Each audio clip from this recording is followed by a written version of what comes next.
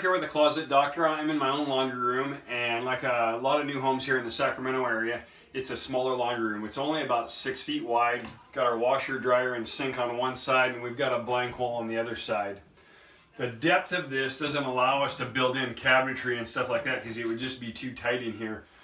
But we need stuff like if we're pulling stuff out of the dryer and want to put it on a hanger, or we need a drying rack, we need a solution for that. So Panasonic has come up with a really nice one.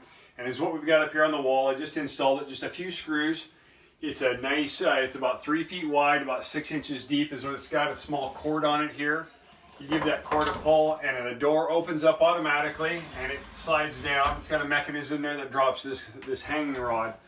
Hanging rod allows you to put, hang clothes on it, or if you needed to hang sweaters or things like that over the top of it, you can do that. We can hang it, we can go higher or lower on the wall. I've got it, I'm pretty tall, so I've got it pretty high because I'm in here doing laundry all the time.